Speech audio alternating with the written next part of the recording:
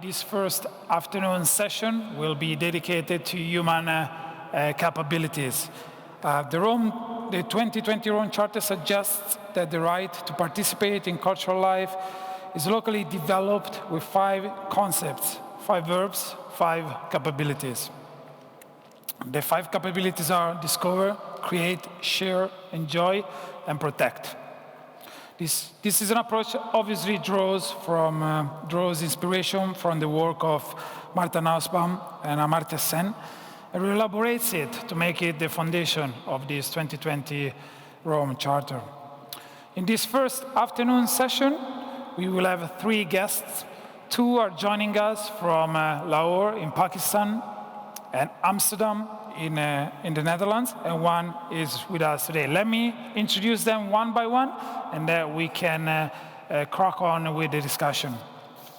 From Lahore, joining from Lahore, we have Ms. Farida Shaheed.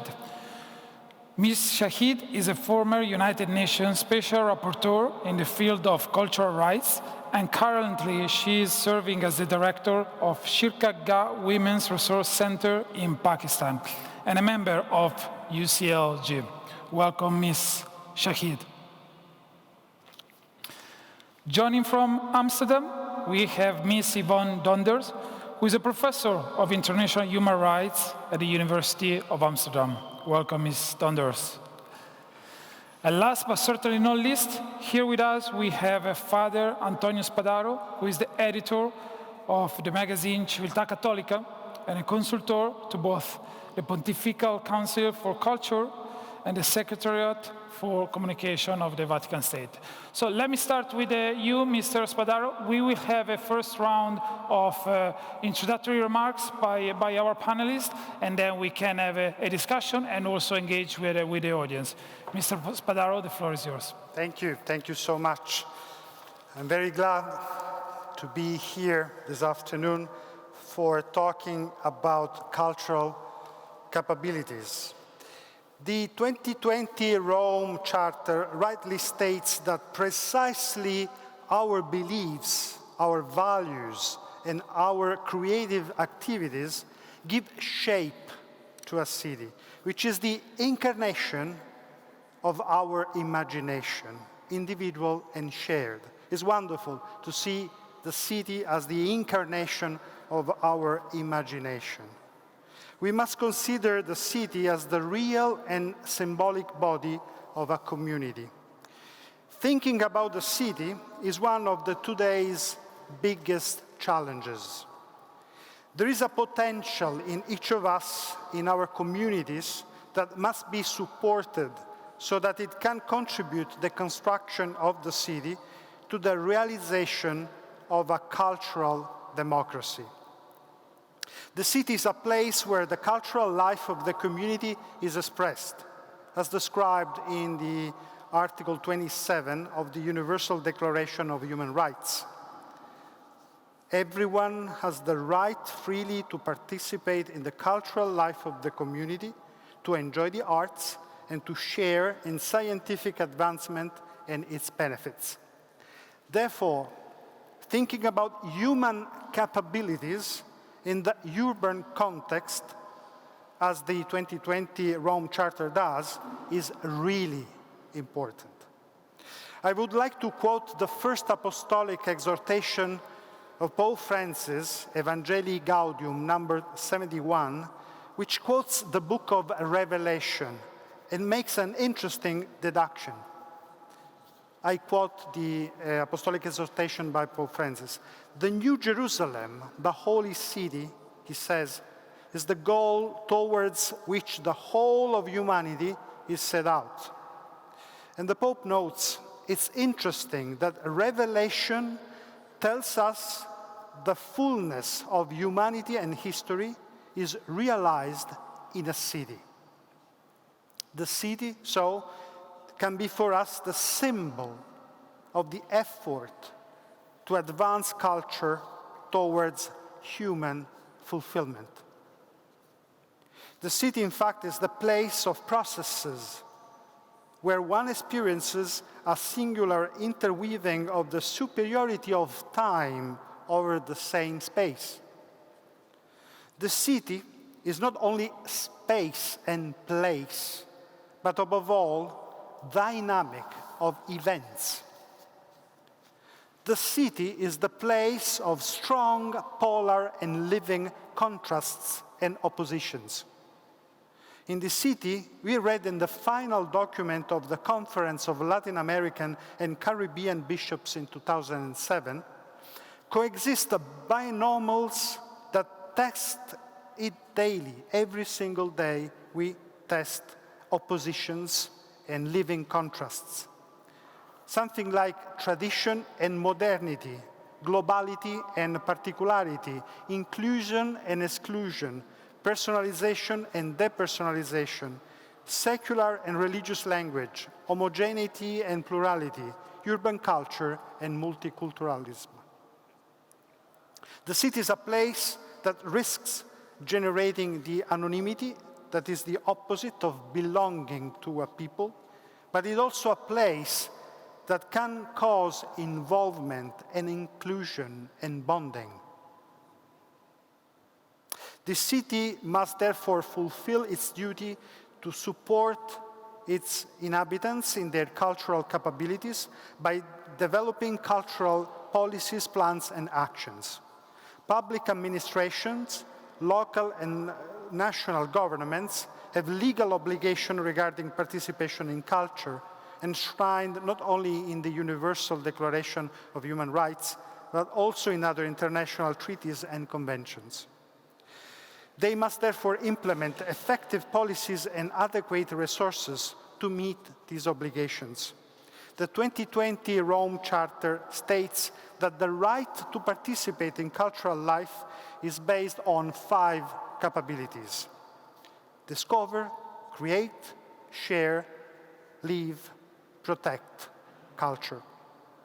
So the ability to discover cultural roots, the ability to be creative and give life to cultural expressions that can enrich the life of the city itself, the ability to share cultures and creativity to enrich and deepen social and democratic life, the ability to live and enjoy all the cultural resources of the city so that they can be a source of inspiration and growth, and the ability to take care of the common cultural resources of the city, to teach, to transmit, to prevent their destruction.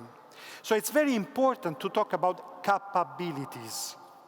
Human skills are the essential possibilities to be guaranteed to a human being to make his or her life worth living. And it's very important to reformulate the principle of treating each person as an end, articulating it as the principle of providing each person with the fundamental skills for each and everyone. Since it's necessary to make politically concrete the idea of a life in harmony with human dignity, human capabilities play a particularly central and pervasive role in everything that is planned and realized. Above all, it's necessary to improve all those factors that increase human dignity, such as language, the surrounding environment, social relations, leisure time, all of which are outside the scope of purely distributive analysis of available resources. It is not so much the resources or income available that count, but the actual freedom to choose between a series of possible lives. This makes a city a potential place for effective personal and community emancipation, also in the cultural sphere. The 5 skills, as described in the 2020 Rome Charter, make one understand the importance of being able to use imagination and thought in relation to one's own experience, the production of creative works and artistic manifestations. And they make you understand the importance of being able to exercise your critical sense in a way protected by the guarantees of freedom of expression. This is very important Because today, as the Latin American bishop said in 2007, today the city has been transformed into the place of new cultures that are emerging and imposing themselves with a new language and a new symbology. In the urban world, complex cultural transformations take place that have an impact on all dimensions of life. So talking about human capabilities helps to build citizenship, what we call citizenship. Pope Francis, as Archbishop of Buenos Aires, once wrote, "Living in a big city nowadays is a very complex thing, since the ties of race, history, and culture are not homogeneous. And the same civil rights are not shared equally by all residents. There are many non-citizens, half-citizens, and second-class citizens in the city, either because they do not enjoy full rights, the excluded, foreigners, sans-papiers, children without schooling, the elderly, and the sick without social security coverage, or because they are not in compliance with their duties." This is what Pope Francis said. And Bergoglio again wrote in 2010 that it is necessary to recover the effectiveness of being a citizen. So it's necessary to transform oneself from an inhabitant into a citizen. There is a big difference between being an inhabitant and being a citizen. This is very relevant, and I think that capabilities enable you to be a citizen, to transform an inhabitant into a citizen. So in this sense, I would like to point out two further points of reflections. For me are two very critical points. The first one is the relevance of digital connection, or in general, the digital connections. And so social networks, but not just the social networks, but everything we do in the internet. We cannot forget the internet in the so-called smart cities. Participation and membership risk being considered the result of a consensus and therefore a product of a communication. In this context, the step of participation risks being resolved in a sort of login procedure, perhaps even on the basis of a contract, which also allows a quick disconnection, the log off. The rootedness in democracy would result in a sort of installation, the setup of a program, software, in a machine, which is the hardware, the state, the city itself, which can therefore easily be uninstalled. But we have also to recall that Pope Francis himself has stated in 2016 that true, I'm quoting him, true citizenship is also built on the net. So even Pope Francis in 2016 stated that if you want to be a citizen, you have to participate to the conversation which is alive in the net. So the point is, how can we live with the internet as a form of participation and citizenship without falling into demagogic shortcuts? And this is a question for all of us. The second one is the importance of overlapping consensus, as Rawls define it. Overlapping consensus of capabilities by people who also support different visions of human life. You know that Pope Francis is going to release a new encyclical in the next days on October the 4th about human fraternity and social friendship. And this is very important for understanding how we can live in the next years, trying to avoiding polarizations for building together the city, for working together for the common good. So people who would accept this concept as the basic moral core of a political conception without sharing any particular metaphysical interpretation of the world, no ethical religious vision, or even no particular conception of the person of human nature. In Cuba, speaking to young people, Pope Francis said, among the other things, open hearts, open mind. Why are we always arguing about what separates us, about what makes us different? Why do we not shake hands in what we have in common? We must have the courage to talk about what we have in common. But this is only possible when I have the ability to talk about what I have in common with the other, about what we are capable of working together. And then he told one of his experiences. In Buenos Aires, in a new parish, in a very, very poor area, a group of young university students were building some parish's premise. And the parish priest said to me, why don't you come one Saturday and I will introduce you to them? So they were dedicated to building on Saturdays and Sundays. They were students from the university. I went to show them, this is the Pope speaking. I went to show them and he introduced them to me. This is the architect, he's a Jewish.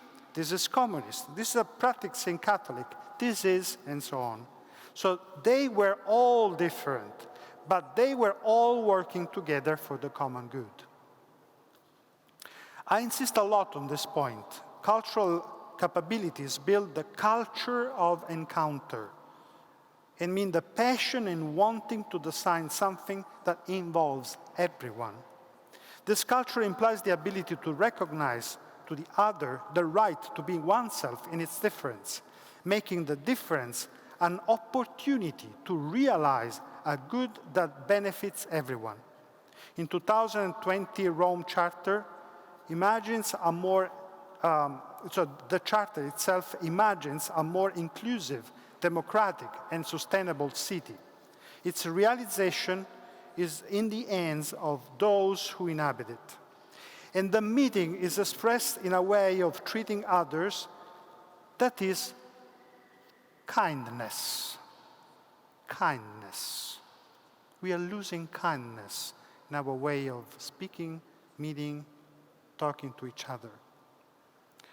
And kindness is a very important word that we read in the 2020 Rome Charter. Understood as attention, not to hurt others with words or gestures, but which also includes saying words of encouragement, which give strength, which stimulate, which make possible a space of listening in the midst of so much indifference. This effort, lived every day, is capable of creating that healthy coexistence that overcomes misunderstandings and prevents conflicts. Kindness presupposes esteem and respect, and therefore deeply transform lifestyles, social relationships, the way of debating and comparing ideas. It facilitates the search for consensus and opens roads where exasperation destroys all bridges. It is really true. Today more than ever, in this time of COVID-19, we are discovering in our cities unexpected resources of kindness, solidarity, and courage. And it seems to me that the skills, the capabilities described in the 2020 Rome Charter are ordered precisely to live a correct citizenship that focuses on cooperation and not competition, empathy and not selfishness, which values the social responsibility of art. Thank you so much. Father Spadaro, please join me on seat. Thank you very much, Father Spadaro. Before bringing in Ms. Shaheed from Lahore, also welcome back to all our attendees that are following digitally. You mentioned social connections, and also digital connections. So our audience that is following us digitally, I encourage you to share your thoughts and questions through our chat box, and also to use the hashtag 2020 Rome Charter to share content on platforms like Twitter. Very interesting, this dichotomy between inhabitants and citizens. Maybe we can dig a bit deeper afterwards. But first, we have Ms. Farida Shaheed in Lahore. Ms. Shaheed, are you there? Yes, I'm here. Can you hear me? That's fantastic. We can hear you. We also see you very well. So the floor is yours. Welcome, and the floor is yours. Thank you so much, and good morning and afternoon and evening to everyone around wherever they are participating from. Let me just start by saying I'm absolutely delighted to be here at this forum, even though it's virtually, but that's become the norm, because I feel that the 2020 Rome Charter resonates very deeply with my own understanding, both of cultural rights as human rights, but also regarding the vital role that culture has in terms of how we even conceive of rights and the implementation, how these are enjoyed or not, how we conceive of development, how we sometimes deny rights to others. All of this is very closely linked with the whole cultural body. And it's clear, of course, that rights can only be enjoyed and development can only take place in specific socio-economic contexts, with all that it implies in terms of the factors and the dynamics that exist in that location. And these are contingent upon that include your local knowledge, your traditions, your practices, your cultural values. So I like to say that to me, culture is like a prism through which we perceive, react to, interact with, and give meaning to the world around us, whether that is in terms of other people, it is in terms of the natural environment or the manufactured environment, all of this. And of course, in turn, we are perceived by other people's through other people's prisms of culture, and that will determine how they see us and how they interact and react to us. So culture, as the Charter says, to me is how we give our life meaning. And it is cultural rights, in my view, that bridge the civil and political rights on the one hand and social economic rights on the other. And in some senses, I really do believe, not just because I was a special rapporteur on the subject, and I hope Yvonne will agree with me, that in many ways, cultural rights are the crux of enjoying all other social, economic, political, civic rights. If you do not have this, we will not move forward. And it is because it is through the prism of culture that we understand what rights are and that we will implement them according to what it is, and that we understand what development is and what development should be. And so culture also, of course, very importantly, tells us who we are and who the other is and how to interact with them. So, but it also leaves open the scope of who I could be. And I think that's where the capabilities comes in. But I have to say that COVID-19, the pandemic, has really shaken up our prisms of cultural understanding. And it's profoundly disrupted the world as we knew it, we were familiar with, we thought we knew how to deal with and engage with. The pandemic and its fallout have rendered many of the signposts for our cultural parameters and guidelines meaningless. It's shaken up things to such an extent that you have the very core of human existence has been impacted, how we greet each other, how we welcome new life, how we say goodbye to life. All of those are profoundly everyday human interactions which have been affected. So in disrupting the everyday interactions, the pandemic has kind of pushed us in trying to make sense of new realities that we were unprepared for. We have been catapulted into this. And so you hear questions about what is the new normal? When will this normal? We are trying to figure out our signposts for moving forward and how to make sense of the world around us. So, they say that calamities are also opportunities. And I take this opportunity to really congratulate all those who took part in developing the 2020 Rome Charter, because I think they have done exactly that. They have seized the moment to present a new opportunity, and an opportunity to think hard about the choices that we've made in the past, that we are making currently, and how to move forward, and to reconsider how we want to move forward and where we want to move forward to, and therefore to forge new signposts to steer our actions as we go forward. And the toll and the impact of the pandemic, of course, has affected being quite different. In fact, different continents, different countries, different communities, but also in terms of the urban and rural settings. And the urban settlements are what have been impacted the most. And that and the narratives of cityscapes.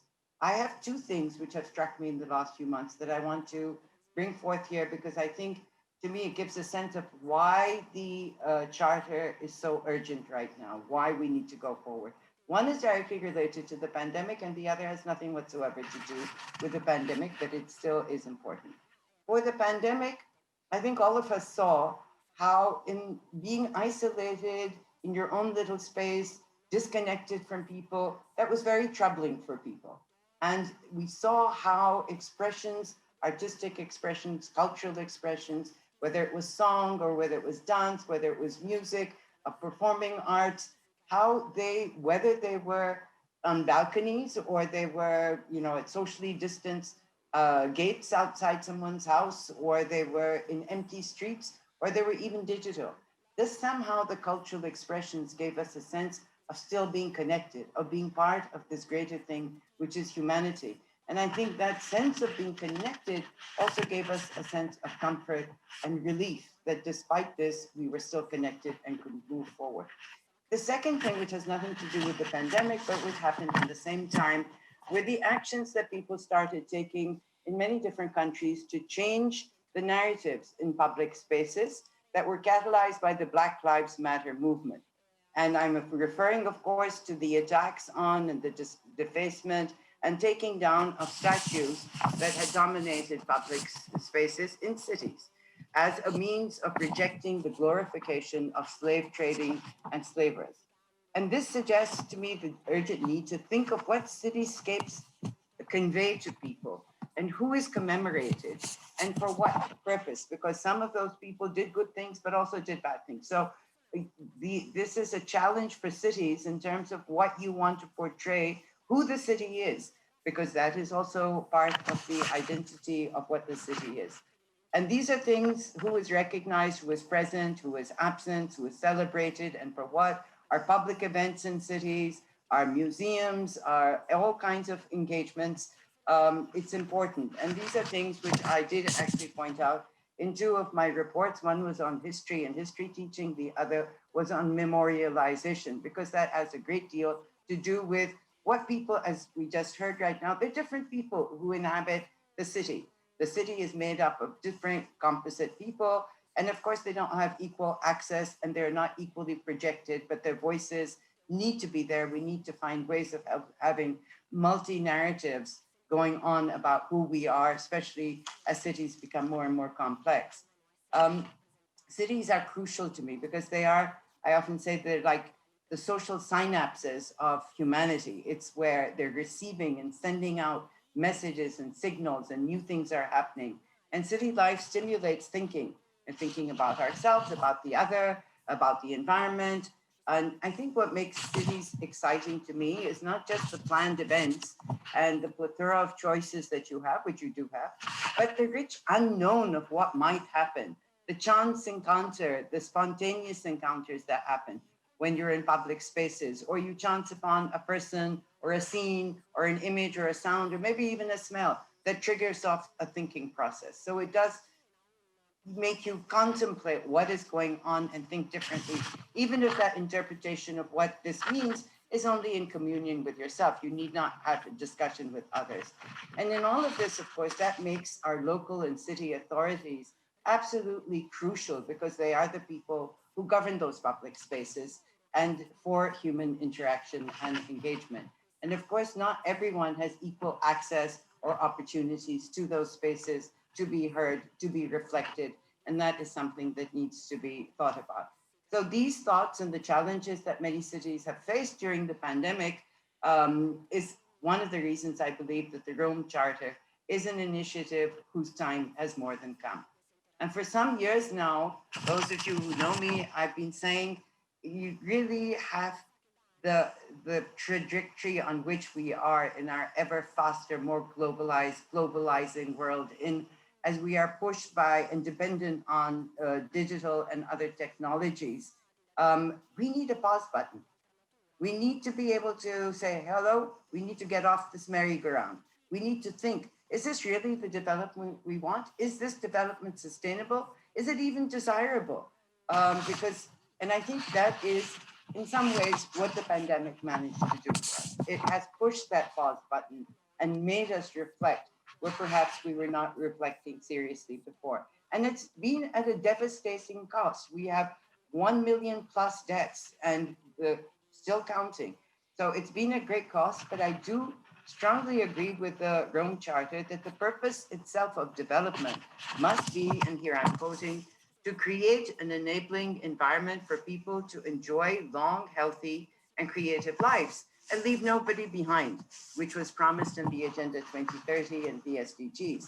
So we must stop thinking and conceiving and planning and implementing development as if it's in little silos. That approach simply does not work. We've seen that. We need a more holistic approach, which brings together your economic, your social, your environmental concerns into one. And what binds all these different dimensions of our lives is culture. And so that is crucial. The cultural environment, the cultural rights is absolutely crucial. And we must remember the catchphrase, which is relatively new for me, but people must know it already, which is called EPIC. So I was wondering, what is EPIC? EPIC is every policy is connected. So we're interconnected. And what interconnects this, of course, is culture. And culture is the crux for sustainable development, because for me, it depends on ensuring cultural rights for everyone. We need to ensure that every woman, man, otherly gendered person, child, does enjoy the right to have access to take part in, and to contribute to cultural life in all its dimensions and all this, what it implies in terms on the basis of equality and non-discrimination. And I think the time has come to stop thinking of development as growth, which is how it's been seen. More, bigger, and everything that you have, I must have too. No, we don't need that. We need to, as the Charter stresses, develop human capabilities to do and to be all that we can. To be the best me, to be the best you, both individually and collectively. And in addition to the actions which are described in the Charter of discover, enjoy, create, share, and protect, I think one useful thing to think about may be the human rights approach to development, which I'm not good at these things, but people are good at acronyms, which is called PANEL by the UN system, PANEL, P-A-N-E-L, like we're having here.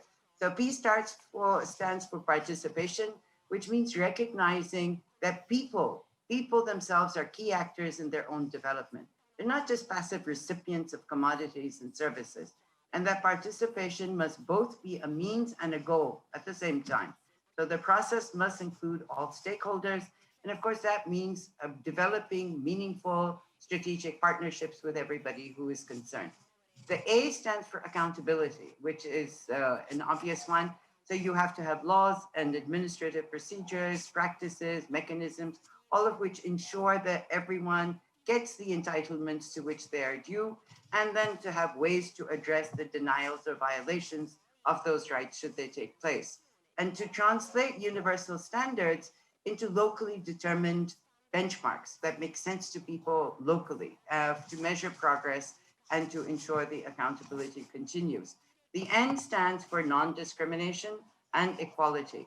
And that demands, of course, that you have a special focus, as in all human rights approaches, to those who are most marginalized, those who are most vulnerable, those who are most excluded. Because nobody wants to be discriminated against. Nobody wants to be at the bottom of the pile. These are structures and systems that have put them there. E is empowerment, and that is probably the closest to the Rome Charter, the capabilities part of it. The empowerment means people's ability to enhance that ability to demand and enjoy their human rights, and to claim rights and not just wait for policies and legislation and services. And in Urdu, we have a saying here which says, rights are not given, they are taken. And I agree that is what it means to be empowered, is to demand your rights and to demand changes and to be heard. And for development, processes always have to be locally owned if they are to be sustainable and long-term.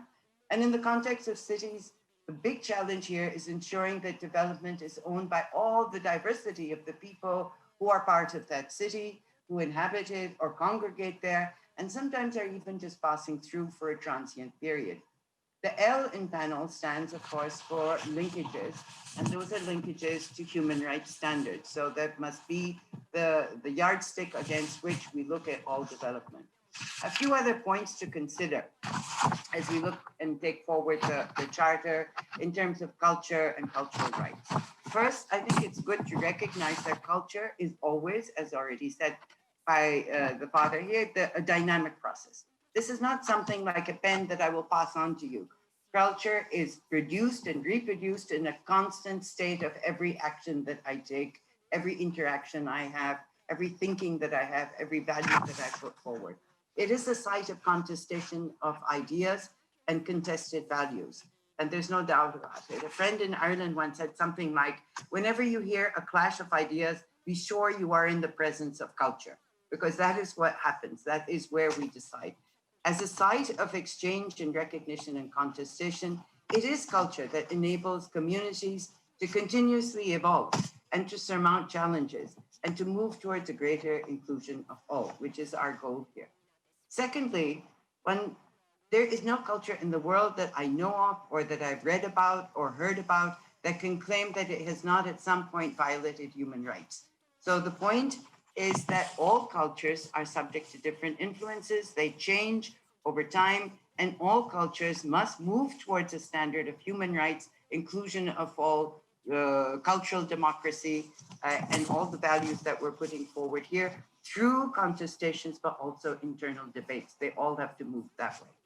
Third, I think it's important that when taking actions to protect, as stated by the Rome Charter, just a footnote here, to cherish and preserve what has been made so that it can be discovered again. Please remember, not everything we inherit is necessarily good. And as a woman, I can guarantee that not everything in my cultural heritage was something I want to keep. So the right to cultural heritage must also mean the ability to question what we have received, the ability to modify, to change, to recreate that inheritance in the best way for us. And secondly, the right to cultural heritage is not about the past. It's not the right to the past. It's a right today as a pathway to the future. So we must embed in that, what is it that's so important about what we've inherited, whether it is from my own past or from others' past, from the heritage of others, that I want to transmit to future generations. Fourthly, in terms of discovering too, I think we have to be clear that no community, no city has just one culture, which has already been referred to. And the multiple cultures of different groups that inhabit the city, that are the citizens, which is where the word comes from, has to be a multi-directional sharing process. So it's not like this is culture and everybody should have access to it. We need to accept that we all have different cultural expressions, dynamics, etc., and they all have to be shared across on the basis of equal value.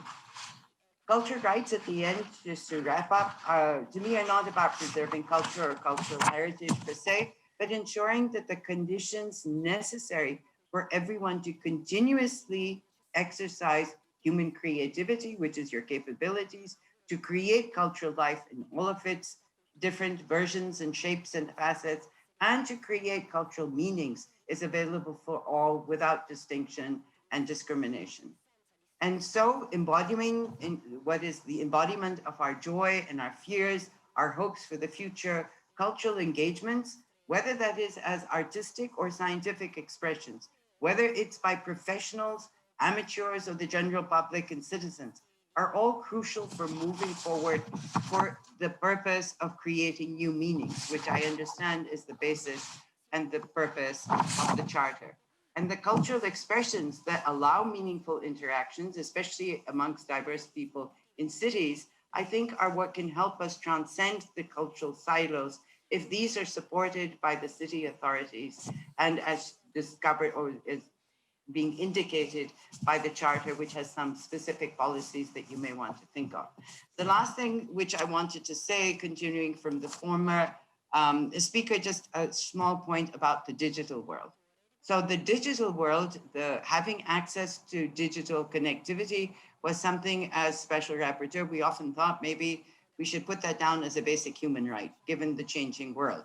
However, having engaged recently with children's rights in the digital world, there's a lot we still have to think about in terms of how do we make that viable and safe for everyone? How do you protect the rights of some people? How do you ensure that the digital divide that already exists between countries, between communities, between genders, urban, rural locations, poor, non-poor communities, etc., doesn't add, that the focus on the digital does not add to the inequalities that already exist, and we bring it all together. So with that, I will conclude, and I look forward to the other talks and the discussion. Thank you.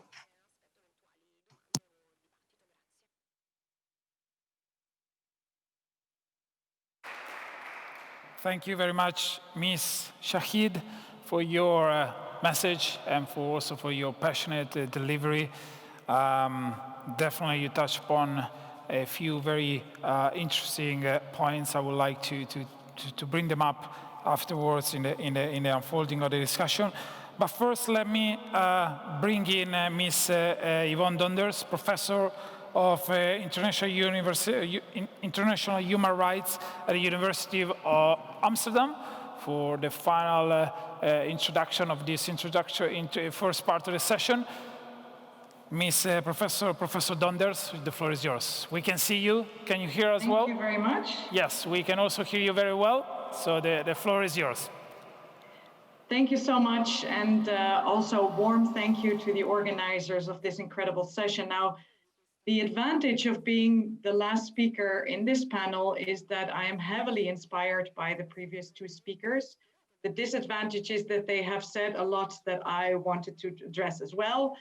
But that's fine. I think it's not about agreement so much as it is about enforcing some of the things that I think we do agree about and that we find important to get across. Now, what I find important about this Rome Charter is, broadly speaking, two things. First of all, I think a recognition that culture is a human right cannot be overemphasized. The importance of recognizing culture as a human right cannot be overemphasized because still there are many people, but also governments and states, that consider culture to be something extra, something important, but well, let's first deal with a lot of other things and then we will see what will happen with culture. We see that now also in the COVID-19 pandemic. The cultural sector is heavily hit and seems to be sometimes a bit forgotten. So to see it as a human right is for me an important thing. The second thing important about this charter is that it brings the global and the local together. It creates a space, a platform for interaction and interfaces between the global and the local. Now, I know that some of the next sessions will go into particular issues of how the local communities can deal with this charter, what they can do with this charter. I will look a bit more at the global level, but very well realizing that this interaction between global and local is actually heavily needed and very important. Now, what does it mean if you recognize culture as a human right? What is the added value of recognizing culture as a human right? And I think that links indeed to what was said and what is emphasized in this session, and that is the capabilities approach. The idea that if you recognize culture as a human right, then it's automatically linked to several elements that I would like to highlight in this short presentation. It means that you have this right as a human being. It has a link with what was meant by Father Spadaro about human dignity. It is an important part of who you are. And it's also recognizing that culture is not something of charity, something that people, well, if they're lucky, they will get some of it. No, people create culture, but people are also having a right to have it, to access it, and to contribute to it. So what it means is recognizing it as a human right means that you have rights holders, people that have the right, but you also have duty bearers. And I wanted to talk a bit about that today. So what is interesting is that the right to take part in cultural life, as was mentioned, is already recognized for a long time in all kinds of international legal instruments, to start with the Universal Declaration of Human Rights, but also several other treaties, international binding treaties, have established this norm. And so it is, in legal terms, quite well established. But still, as is also seen, it's very often one of the more neglected norms. If I think we would go around today and we would ask in the street people, as far as we can go on the street and ask people anything, but if we would do that and we would say, can you mention a human right? I don't think many people will come up with a right to take part in cultural life. So it is still a rather unknown, perhaps a rather neglected term, a rather neglected human right. This has also to do with what was mentioned by Farida Shaheed, which is the dynamics of culture. One of the most important features is that dynamic character of cultures, and also the culture in the plural. We're not talking about one, we're talking about several cultures. We're talking about cultural identities. And that is, for us as lawyers or people that develop and look at legal instruments, this is very often a complicated issue, because lawyers like clear definitions and fences around things so that we know what we need to protect. And with culture, that's much more complicated because it is dynamic, and it actually is part of the value of it, that it is dynamic. Now, if we look at the right to take part in cultural life, as it is included in these international instruments, what does that mean? Because it's easy to put something on an international piece of paper and to put a couple of signatures to it. But what does it actually mean? Well, first of all, let us look who actually enjoys this right. Who has it? Well, clearly and surely, everyone. It's identified as a right of everyone. But everyone can be every individual. But as we know, culture is clearly something that we enjoy, that we develop, that we establish by linking to communities, not one, but maybe different communities. So it's not only an individual right, it's also a collective right. Communities also should enjoy the right to take part in cultural life. However, if we look at the terms included in this norm, what do they mean? What does cultural life actually mean? This is perhaps one of the challenges in putting these legal instruments into practice, is that they include vague and broad norms. Now, that can be a challenge. It can also be an opportunity, because it gives not only us, but also policymakers, lawyers, judges, but also us as academics or the general public, the opportunity to interpret these norms. That's what we're doing all the time. So cultural life, for instance, when it was included in the Universal Declaration and also in some of the earlier treaties, meant perhaps still the more traditional form of cultures, the culture with the classic capital C, the issues like, indeed, arts or literature. However, nowadays, it is generally agreed that culture has this anthropological meaning. It means ways of life. And that can include everything. It's not only indeed about museums, it's about not only about art, about literature, but it's also about ways of life, including languages, including customs, traditions, can be food, clothing, it can be all kinds of things. So this human right has actually expanded from being a bit of a narrow concept of cultural life to a much broader concept of cultural life. Then what does to take part mean? And this also, again, has been developed in the whole expression of these legal instruments. Taking part means that you have to have access to something, and access in many forms, not only literally, but also in an affordable way, in a doable way, have access to cultural issues, cultural forms, cultural productions.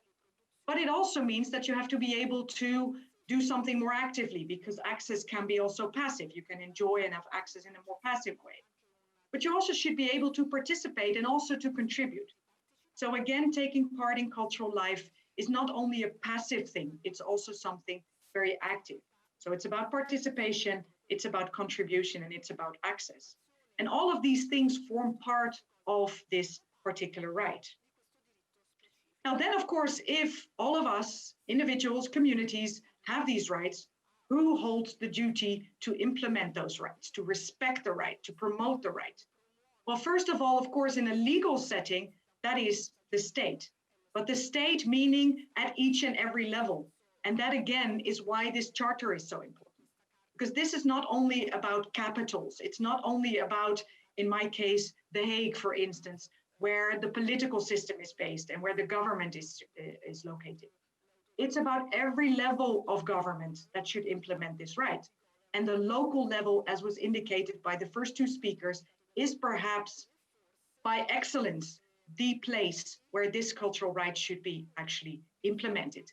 Because there you know which communities you're dealing with, who the people are in your city, in your region, in your community that you should deal with when you talk about these rights. Then if you see what kind of duties does this right entail? It entails, as we call it in legal terms, negative as well as positive duties. It's first of all, it's about respecting the freedom that we have to create, to participate, and to have access in cultural life. So it's about the state sometimes also not interfering with what is happening in cultural life. But it's also about positive obligations to facilitate, to promote, to create an environment, as was said, in order for cultures to flourish, to develop, and have that dynamic character. Now, this is perhaps a bit of a legal way of looking at it, to focus on the role of the state, because in my view, this is not enough. If we look at the right to take part in cultural life, it's not only the state. There's a lot of what we would call non-state actors that are also responsible for promoting and respecting the right to take part in cultural life. And I'm thinking first and foremost about all of us, individuals, communities themselves, who of course also have to respect those rights inside their communities, the rights of people participating, contributing, but also dissenting perhaps with some of the things that are going on. But I'm also thinking, and this might also have to be mentioned, about the role of private actors. Private actors such as companies, such as non-governmental organizations, private actors that play an important role in the promotion and protection of these cultural rights and the right to take part in cultural life in particular. Now, why is it so important, as I said, that we recognize cultural life as a human right? Again, what is its added value, and how does the Rome Charter reflect, in my view, perfectly that added value? That's first of all because a human rights approach to culture, the way that human rights links to culture, is about several principles. First of all, it's indeed about identifying rights holders and duty bearers. Who have these rights, and how can we make sure that they know their rights? Because it's first of all, as I started with, it's a matter of knowing your rights, knowing what they are, knowing that they exist and how you can enjoy them, how you can enforce them. So it's about empowerment. And that is precisely also what these capabilities are all about. It's also identifying, as I said, the duty bearers. Who holds a duty and what does this duty precisely mean? And also, as Farida Shaheed was mentioning, it's also about accountability. If your rights are violated, where can you go? Are there remedies available to you to say, my rights here have been violated? Who does something about it? Impunity is one of the worst elements of human rights violations. They take place, and I agree with Farida, they take place everywhere and in every situation, in almost every part of the world. But important is what happens when they happen. What do we do then? Second principle of a human rights approach to culture was also mentioned, is that all human rights are interrelated and interdependent. Human rights are not a pick and choose. Human rights are not à la carte. You cannot say, well, I prefer these rights or I give preference to those, because they are all interrelated. If you talk about cultural rights, indeed, if you talk about participation in cultural life, you talk about other human rights as well. Freedom of expression, freedom of association, freedom of religion. But you also talk very importantly about the right to education, for instance, or the right to health, or the right to food. All of these rights form part of the promotion of cultural life, but also cultural dimensions of these rights should be taken into account when you talk about education, for instance, or health. So it's not a matter of only focusing on the right to take part in cultural life. That right is also part of a broader spectrum. And the right to take part in cultural life gives you opportunities, for instance, to also be active in political life, or get a better job, or get better education. They're all related, and it's not a matter of pick and choose. Central, as was also mentioned in a human rights approach, is participation and inclusion. Human rights are all about equality, about non-discrimination. But equality doesn't mean that we all should be the same. Actually, cultural rights promote also the right to be different. The right to be different and the right to be respected for diversity and differences. But that also means that we are at the same time inclusive, that we don't create those silos, as Farida was mentioning, that we include. But that also means that we have to have participation, that we have asked people to participate and to have a real dialogue with each other. Equality and the right to be different means that we also should treat unequal situations unequally. And that brings me to my last point on the human rights approach, and that is indeed be focused on the disadvantaged groups. These kind of rights should also imply that we pay particular attention to certain groups who are marginalized or disadvantaged for many different reasons. And I'm mentioning a few. We can think about women, children, but also, for instance, nowadays in the COVID pandemic, also very important, the elderly, people with disabilities, minorities, indigenous peoples. You pay specific attention to those groups, not because they're more important than any other, but because they're more vulnerable for these human rights violations and often are less powerful to claim their rights and to enjoy their rights, really. So that's why we pay specific attention to that. It's also to provide a counterbalance to the issue of the majority rules. The majority rules, if you see democracy as a very simple term whereby majority rules, human rights are there to also pay attention to minorities and disadvantaged groups. And I think in culture, that is also of particular importance. Coming therefore to the conclusion, why I think this Rome Charter is so crucial and what it does so well, in my view, is precisely this capabilities approach. Because if you look at what it says in terms of discover, create, share, enjoy, and protect, it's precisely pointing at these human rights principles. The human rights approach to culture is reflected in these capabilities. And the promotion of these capabilities, I think, will indeed allow individuals, empower individuals and communities to enjoy their cultural rights. They will make it possible for people to live that life in dignity, including a form of cultural dignity. So participation in culture is a human right, and that is at the bottom, in my view, of the Rome Charter. And that is why I think it's of such a crucial importance. Now, the question, of course, for all of us is, okay, the Rome Charter in the end is also a very nice, colorful document. But what are we going to do with it in practice? And what I see in it, which I also find crucial to mention finally, is that this is not a carved in stone document. It's not something that is there to stop the discussion.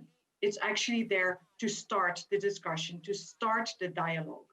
It's a working document that I hope can be used not only in Rome, but also in Lahore, in Amsterdam, but also in many other places of the world where cultural rights have to be better respected and better promoted. It's a document that everybody can use and translate into their own specific environment. And that is what I said important. Recognizing culture as a human right, but also bringing the global to the local and back to the global again. And with these words, I thank you very much for your attention.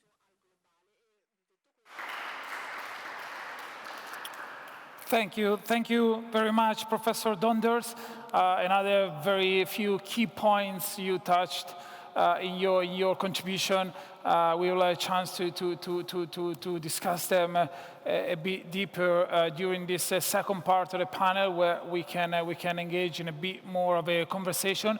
So I encourage the two of you to also interact with each other, or like taking the lead from my questions and also the question that we might receive from our digital audience. But Father Spadaro, let me start with you. Again, this dichotomy between inhabitants and citizens. So what do you think can be the role of policymakers in facilitating this switch between from inhabitants to citizens, if policymakers, in your view, should play any role in this? I think it's very important to understand the difference between being inhabitant and being citizen.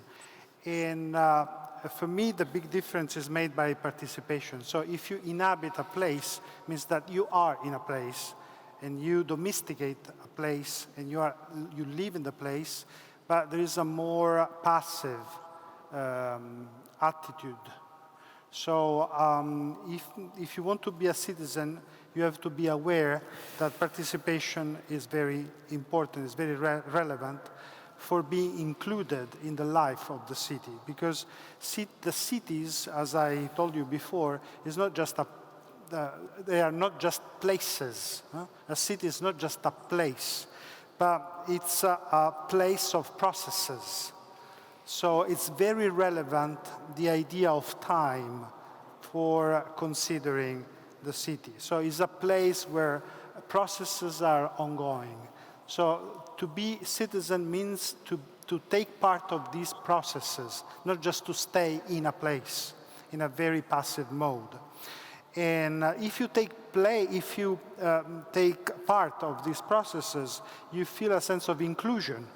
So, for example, the feeling that you are a citizen and not just an inhabitant is the feeling of inclusion. So you feel as a part of the processes, of the life of the place. So there is a sense of belonging, which is very relevant. And culture is part of the belonging. So if the clash of cultures or the encounter of cultures are active, both of them. The clash and the encounter are active, means that you feel part of this encounter, means that you belong to the process, which is the city. So for me, being a citizen means take part of the time of the place. And a condition very relevant for taking part of the time is not accepting to live in a filtered bubble. One of the great risks we live for the time being is the fact that we live in filtered bubble. Means that we live inside of our bubble of ideas, values, language, understanding of the world, political parties, and so on. So we don't talk to each other, we don't talk with the other, we talk just with people who are thinking like us. This is what happens, for example, in the net, in the internet. So if you live in a life filtered by Facebook or Twitter or even Google sometimes, because when you receive the result from Google, you live in a bubble of interests, because the result of your searches on Google are different, and usually they are the mirror of yourself, so you don't meet the other.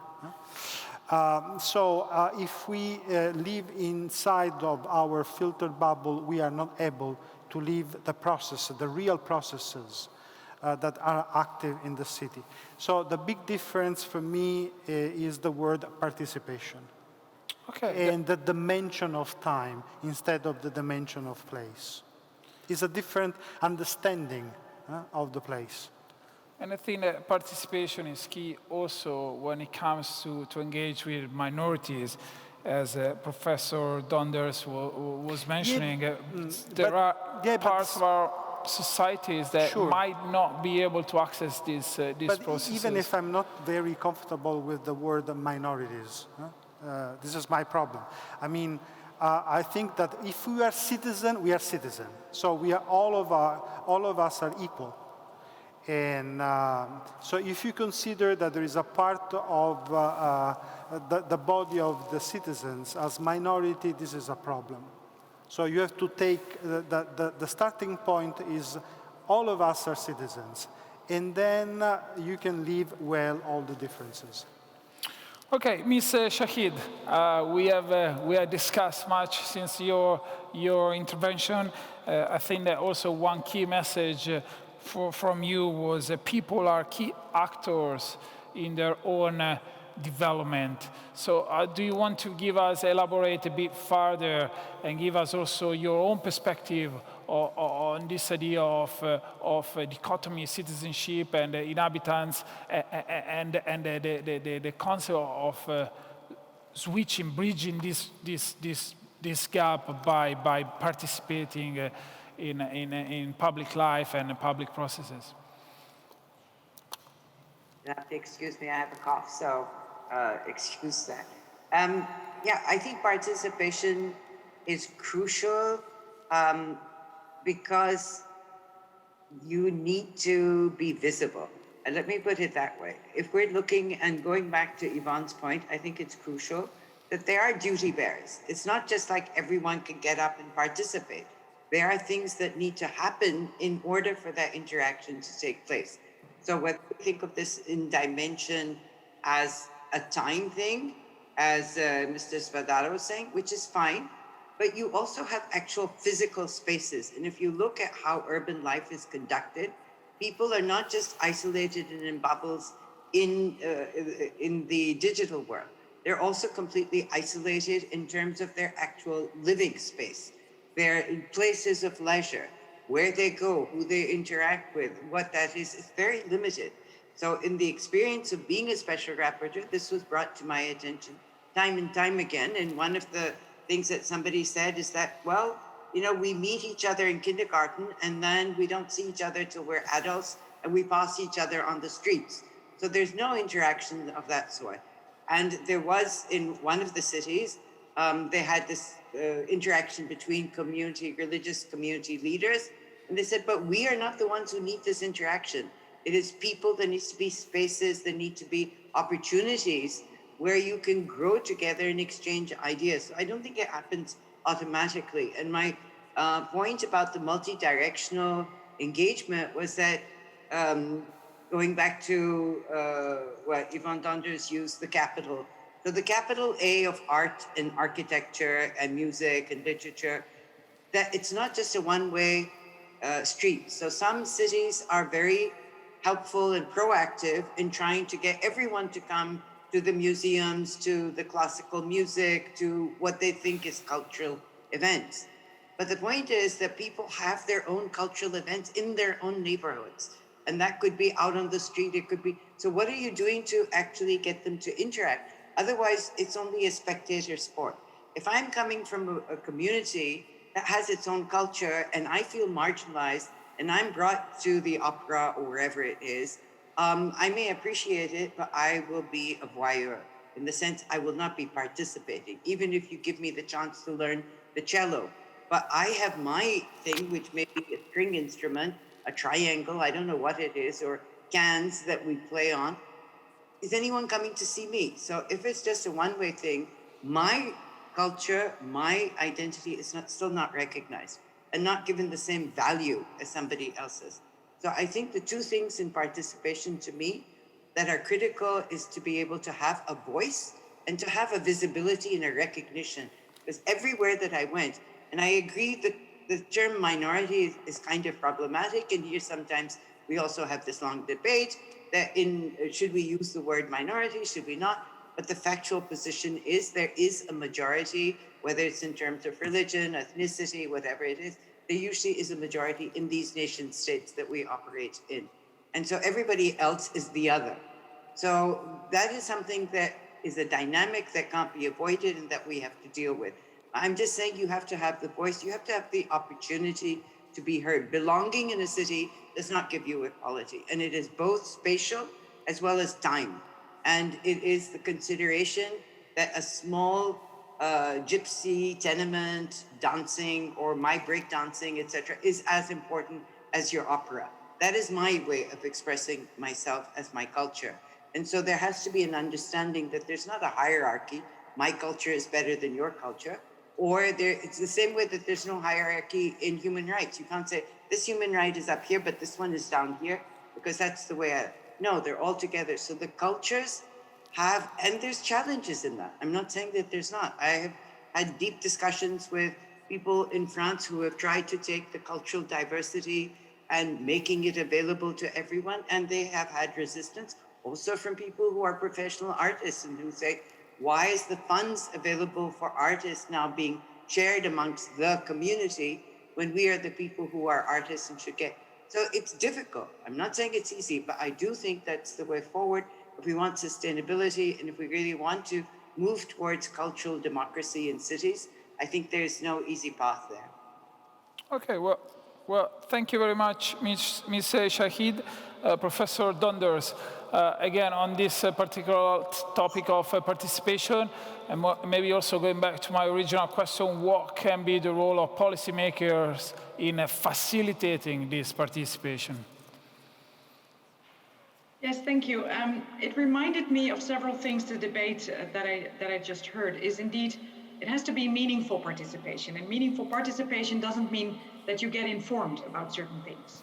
That is what often happens. People are informed that something in their neighborhood is going to take place without them being consulted or actually having any say in what is going on. So I think it really has to be a meaningful form of participation. And that also means that policymakers have to be creative. In Amsterdam, for instance, I can give a very concrete example. They wanted to talk to different communities and peoples about human rights.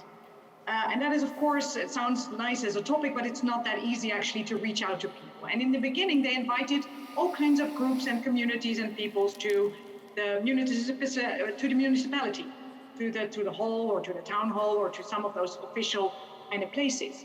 And what they found out after a certain moment is that people don't feel necessarily very comfortable going there because they think, oh my God, this is very official, and I'm actually not very good at speaking in public, and do I really want to go there? No, what needed to be done is that the policymakers went to the communities themselves and go to whether it's a sports club that they had some kind of a meeting, whether it was in a church or some kind of a religious facility, or whether it was in some kind of local space, whatever. But it meant that people felt more comfortable that they went to them instead of asking them to come to you. Another thing is indeed that if you organize at local level or at national level, several indeed of these cultural events, we had special film festivals for, say, people of a certain descent, whether it would be Turkish, Moroccan, Chinese, or whatever. But it happened to be then a festival purely, again, for that particular group. Whereas there was no integration, there was no real possibility or real actually activity to make that also more accessible or more attractive, perhaps even, for the people that did not belong to that particular group. So you had, again, a sort of film festival for every single cultural community. And while that is important, it might also be good to see if you can involve others in that. And finally, what is recently happening here, and it's another, I think, important thing about, if you talk about participation and also about the term minorities, of course, I understand that it has different connotations. What we mean by minority is not necessarily a numerical element. It's more what I said about being disadvantaged and perhaps more vulnerable for potential violations or less of respect for your rights. And what you see there, for instance, is that indeed some of these groups have their own developments and cultural happenings.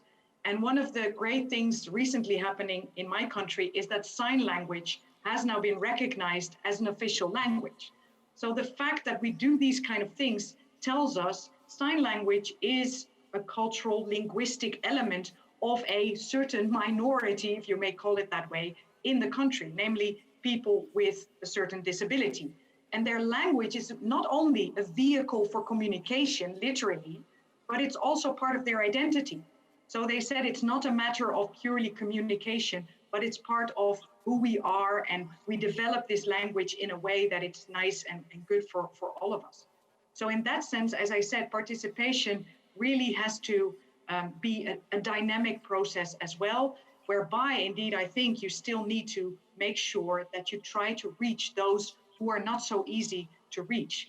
People well-educated and who are vocal, they know the way to the town hall, they know the way to the policymakers, but there's a whole group or lots of groups behind that may not have such easy access or don't feel very comfortable in this participation, which requires a specific effort in my view.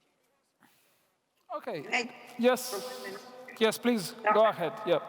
Yeah, so I wanted to say one more thing, which is to go back to the interconnectivity and the epic.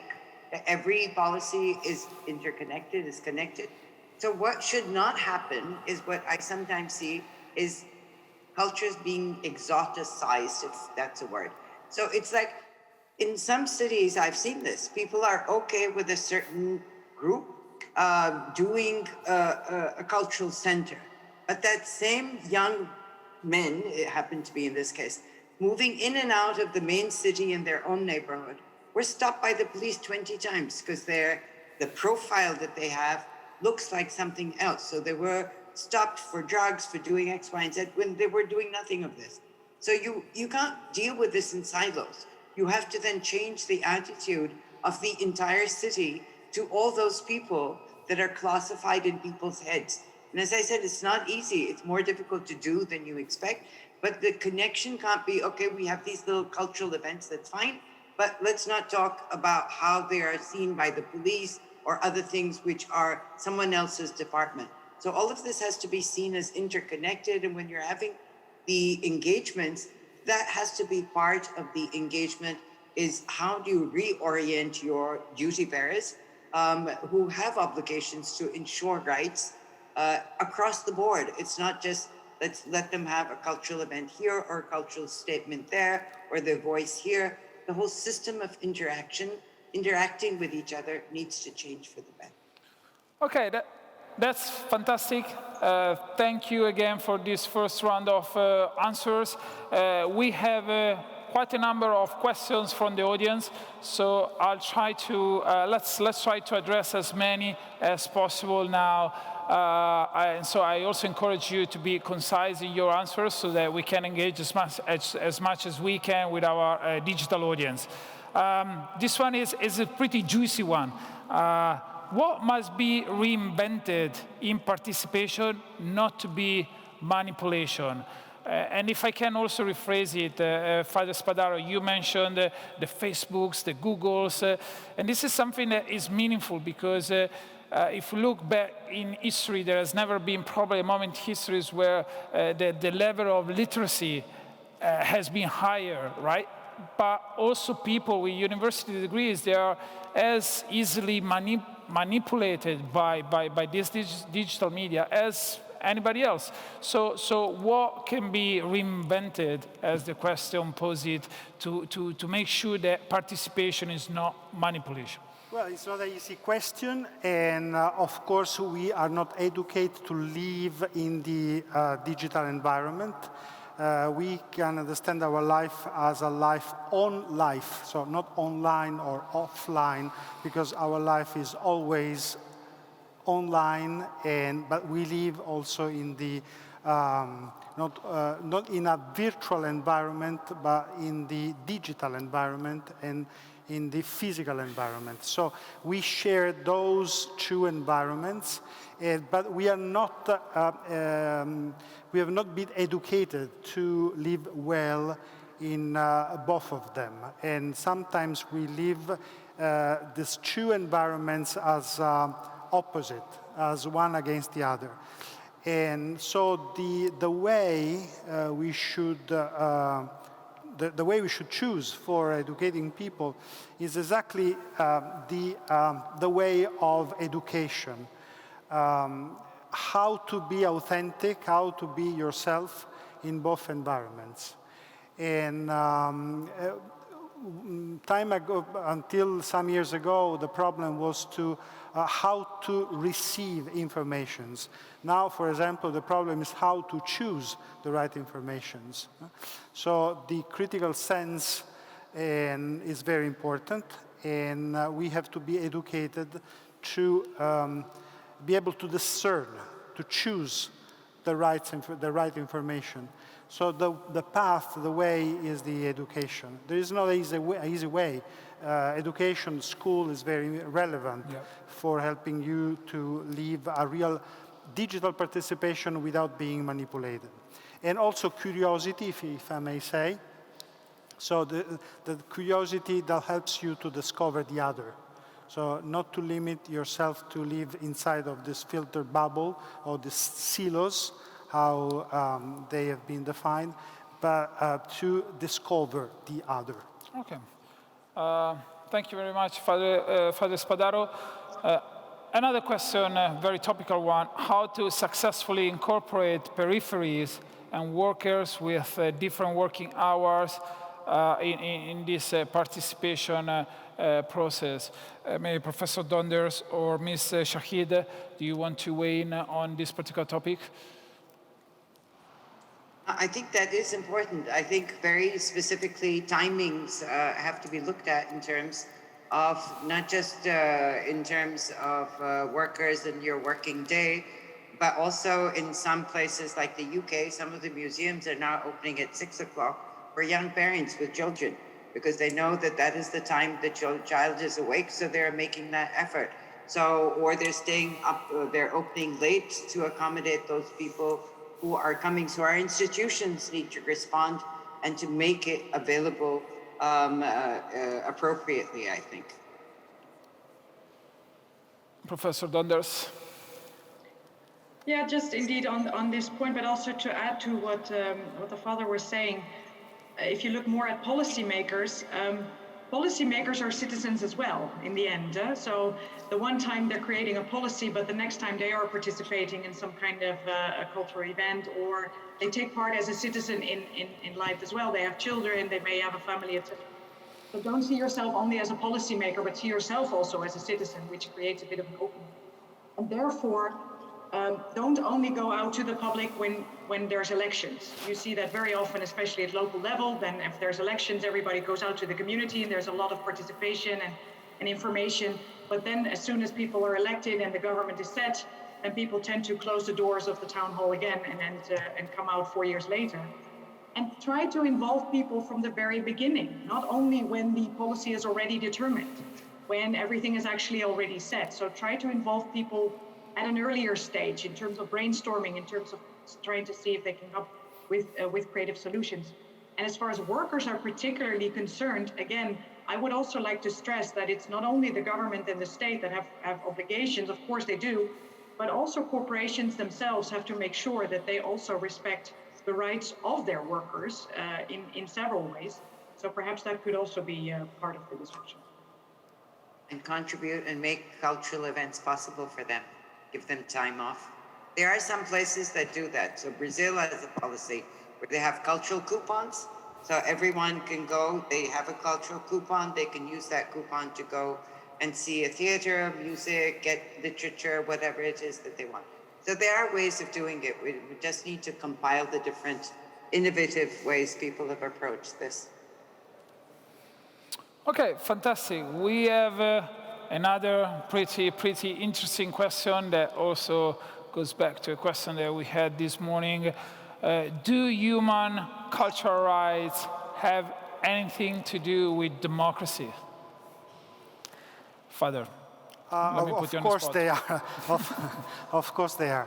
The main question, we have just 1 minute, is we should avoid the cultural discrimination, which is against democracy, of course. And the citizens have to express their cultural peculiarity with freedom, and this is very relevant in order to establish a real democracy. I think this is a very short answer, but I think this is the path to answer this question. I don't know what the others think about it. Ms. Shaheed. My short answer to that is democracy is all about participation, and we just said cultural rights is about participation, and the agenda, the charter, Rome Charter, is also about participation as a keystone. And for me, that is what it is. It's participation, not just in elections. That's not the point. Democracy has to be my participation and my voice and decision-making about my own life, my environment, and the community I live in. And in this case, the cities we live in too.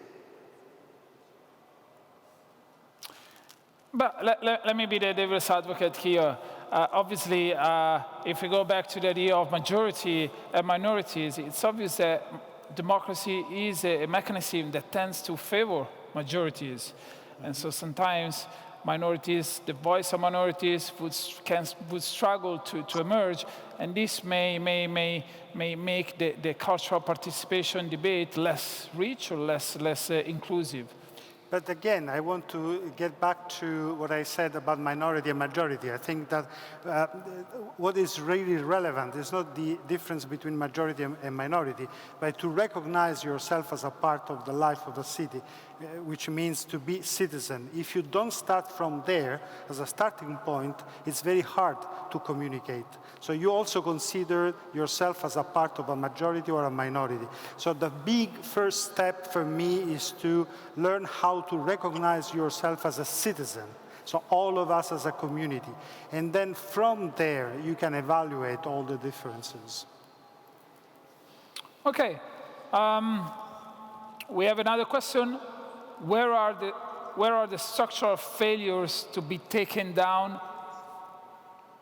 Who wins from passivity and fragmentation? Interesting. Professor Donders. Sorry, I missed that last part. So what are the failures, but then what was that second part? Where are the structural failures to be taken down, and who wins from passivity and fragmentation? I guess if I may rephrase it in terms like probably policy making, where are the weakest point of the policy making process, the structural weakness of the policy making process that is somehow an impediment to the promotion of this right to fully participate in cultural life? And then the second part of the question, who wins, if anyone, from passivity and fragmentation?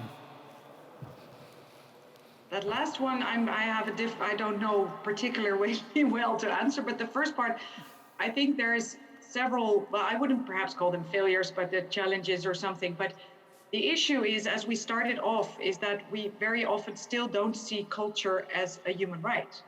We see it as something provided by the government or supported by the government or the local government or the national government, and something as a charity, something that we provide to people and hopefully they will enjoy it and they will like it.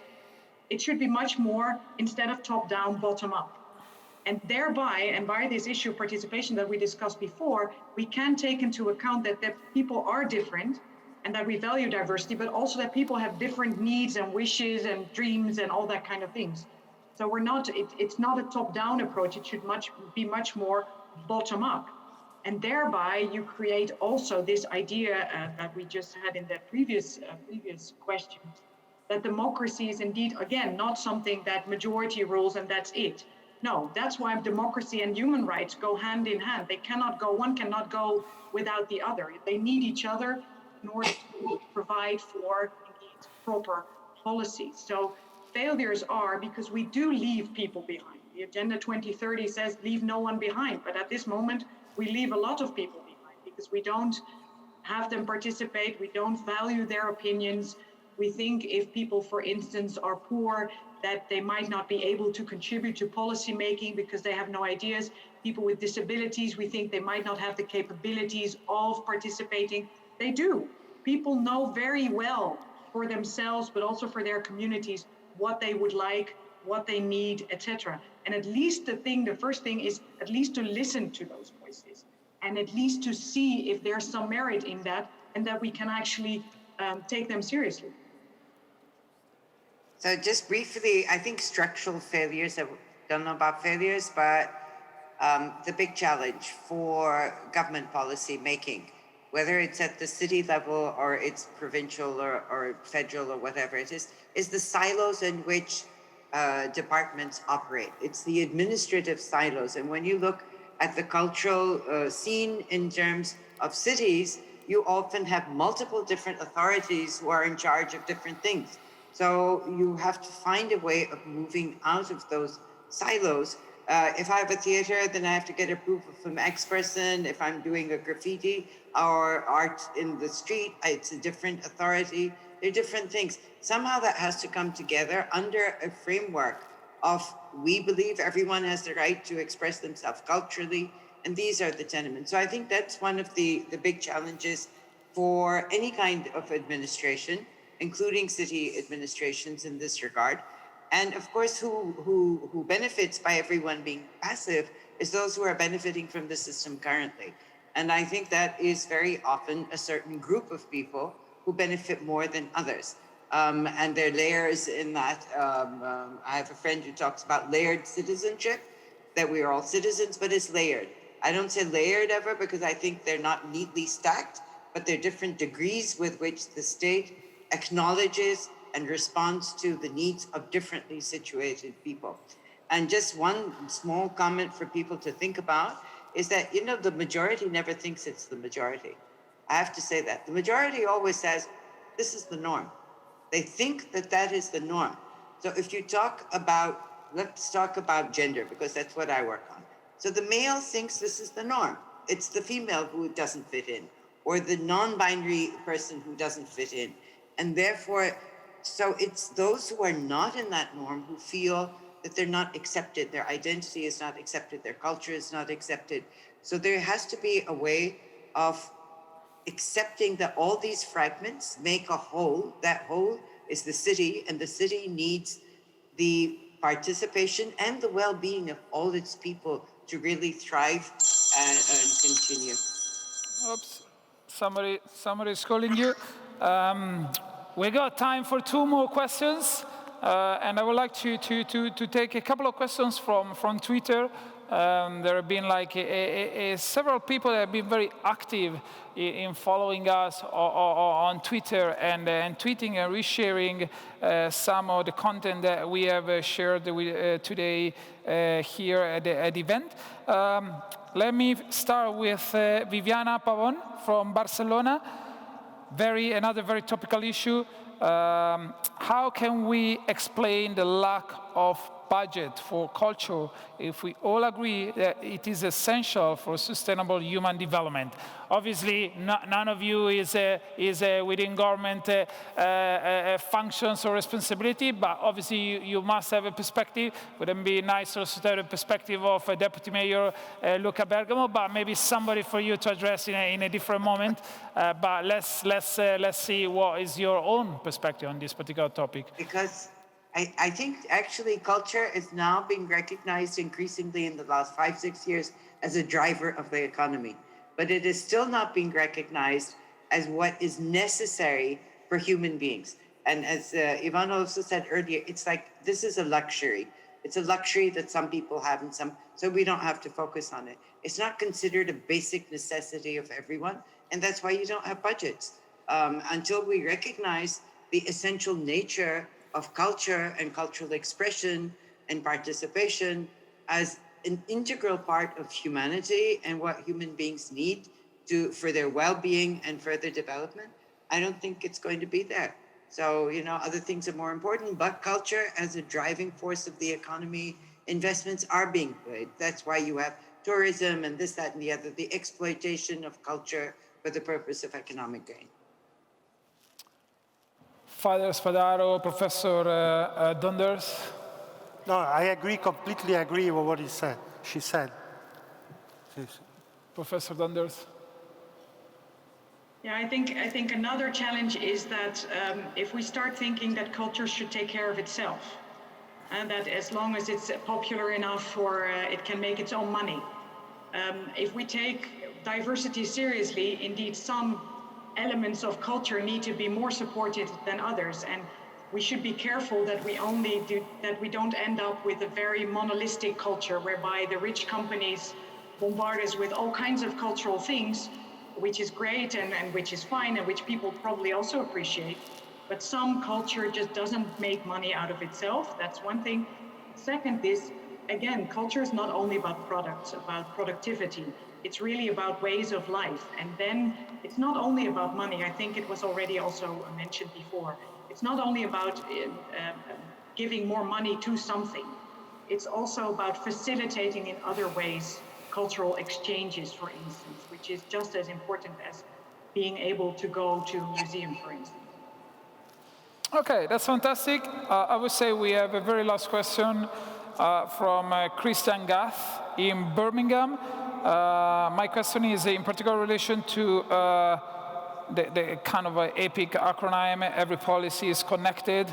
Our narratives of past developments appears very much contained in a silos. So probably if I can add a question to his comment, how a document like the 2020 Rome Charter can promote a more of a cross-sectorial approach to policy when it comes to policy making.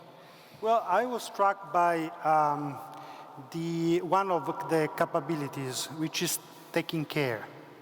So if you take care of the other, you're able to see the other, to take care of it, to learn from it, so to discover the world. So I think that taking care is the answer. Our two guests from Pakistan or Amsterdam, Ms. Shaheed. Oh, okay, Professor Donders. Yes, please go ahead. I would say the Charter needs to be seen not only by policymakers in the cultural field, as Farida Shaheed was saying. It needs to be sent and seen and recognized by also the people that are responsible for housing policies, for instance, or health policies, or youth policies, because indeed, in many cities, local governments, these are indeed separate sections of policy, which is understandable, but very often, therefore, these kind of documents are picked up by the sector on culture, perhaps education, but not so much some of the other very important policies, including, as I said, it's about labor, it's about economy, it's about health, it's about housing. So let this go into municipal halls, but not only in one particular area, but in many different areas.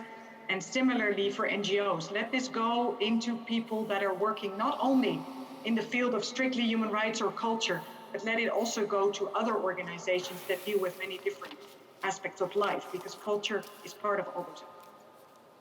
I just want to, out of time, I suspect, I just want to say that something that Yvonne said earlier also is that the Charter is a first step. It's a beginning, it's not an end. I don't think yet it is at a point where you can call it a blueprint, but as I said, it has the signposts.